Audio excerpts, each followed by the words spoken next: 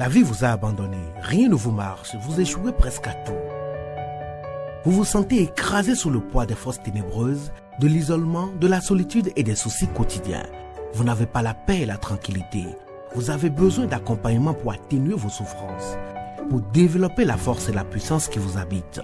Suivez tous les matins Maître Maouyan Justin Dongbaoundé, grand initié aux lois et secrets de la vie. Avec Maître Maouyan Justin Dongbaoundé, vous allez abandonner vos solutions individualistes, source de vos malheurs et de vos errements. Vous allez découvrir la pensée métaphysique, seul gage de notre sortie collective du gouffre. Vous allez retrouver le chemin du mieux-être et de la joie de vivre. Message du Maître, un espace commun aux bâtisseurs d'une vie heureuse sur la terre.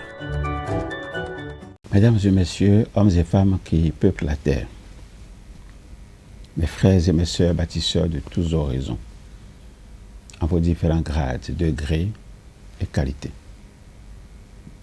Je voudrais prendre ici la parole pour exprimer à chacun et à tous ma profonde et sincère reconnaissance pour vos soutiens de tous les instants.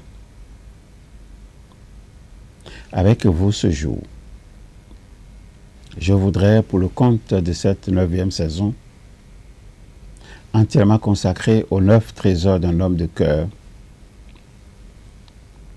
je voudrais, dis-je, poursuivre avec vous le voyage qui nous conduit dans la demeure de ce grand esprit, j'ai nommé Christian-Henri Godefroy, pour découvrir l'une après l'autre les empreintes de son être profond.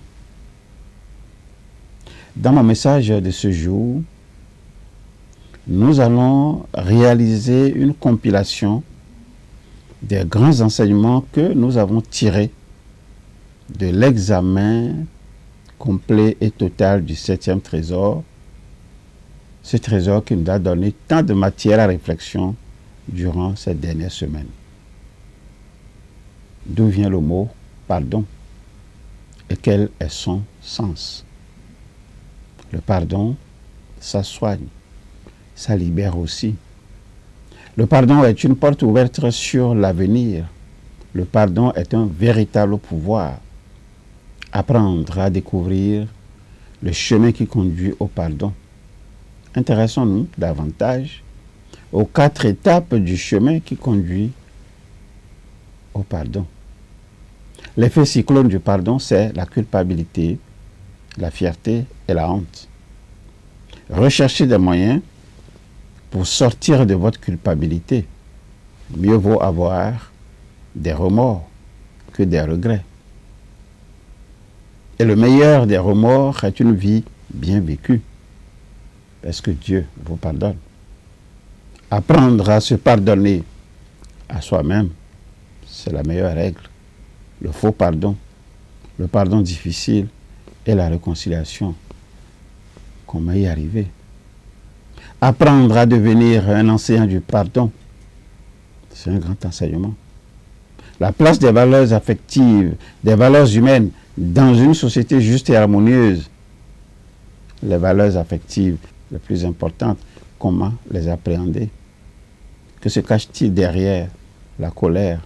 L'humour permet de passer du bon temps. L'humour aide à surmonter les angoisses et à améliorer le moral.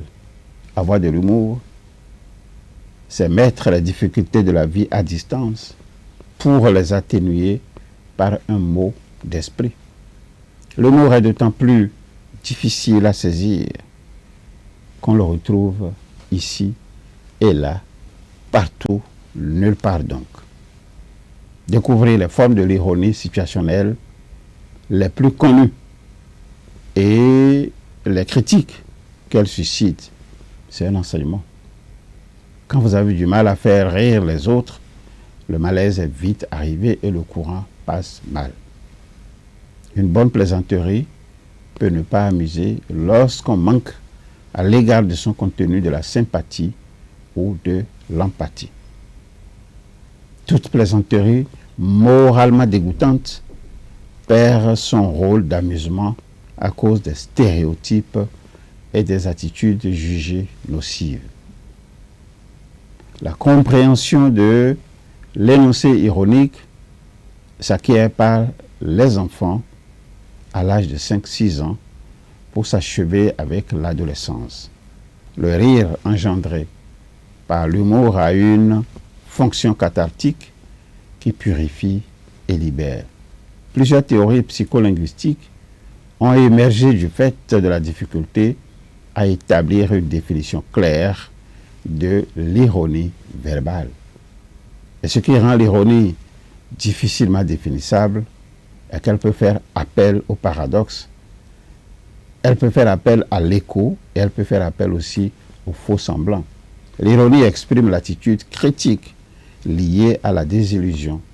Elle véhicule des messages visant la cohésion entre initiés. Nous devons nous abstenir radicalement de tout humour immoral. Et quel que soit le moyen par lequel on considère une plaisanterie, surtout quand cette plaisanterie est choquante pour s'en amuser, c'est au mieux être naïf et se tromper soi-même. Ce qui nous fait grimacer dans une plaisanterie, c'est notre propre réaction d'amusement. Peut-être, je dis bien peut-être, déplorable, mais bien réelle. La valeur d'une plaisanterie ne se réduit pas à sa drôlerie, même si la drôlerie constitue l'essentiel de cette valeur. Les relations à plaisanterie se reposent sur l'énonciation de moqueries et l'exécution d'actes d'entraide. Le seul moyen de lutter contre l'injustice sociale est de mener des actions politiques cohérentes pour attaquer ces causes. La personne qui éprouve une blessure d'injustice peine à exister autrement que par ses souffrances. L'utilisation massive des réseaux sociaux aujourd'hui permet de créer un espace géant de paroles mal structurées où tout le monde se plaint, tout le monde se lamente et tout le monde revendique ou dénonce une injustice. Pour guérir d'une blessure d'injustice, il faut trouver son origine, la transformer en force et accepter de se voir tel que l'on est. On ne change pas le monde seul, ni en un seul jour. Plus on est nombreux, plus on a de la chance d'y arriver. Est-il nécessaire d'éprouver l'injustice avant de savoir ce qui est juste? C'est une question. Le juste se définit-il par lui-même ou par son contraire? C'est aussi une question. Il n'est donc pas nécessaire d'éprouver l'injustice pour savoir ce qui est juste. C'est le sentiment d'injustice qui pousse à l'action. Et il est important d'arrêter d'accepter tout et n'importe quoi. L'injustice enrage, fait réfléchir, fait réagir et rend philosophe. Avec l'espoir de vous trouver aussi nombreux durant les prochains rendez-vous, que nous plongerons ensemble dans l'histoire aussi palpitante du 8e trésor d'un homme de cœur,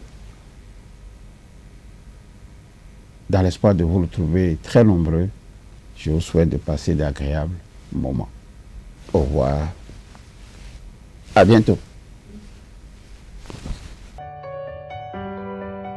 La vie vous a abandonné, rien ne vous marche, vous échouez presque à tout. Vous vous sentez écrasé sous le poids des forces ténébreuses, de l'isolement, de la solitude et des soucis quotidiens. Vous n'avez pas la paix et la tranquillité. Vous avez besoin d'accompagnement pour atténuer vos souffrances, pour développer la force et la puissance qui vous habitent. Suivez tous les matins Maître Maouyan Justin Dongbaoundé, grand initié aux lois et secrets de la vie. Avec Maître Maouyan Justin Dongbaoundé, vous allez abandonner vos solutions individualistes, source de vos malheurs et de vos errements. Vous allez découvrir la pensée métaphysique, seul gage de notre sortie collective du gouffre. Vous allez retrouver le chemin du mieux-être et de la joie de vivre. Message du Maître, un espace commun aux bâtisseurs d'une vie heureuse sur la terre.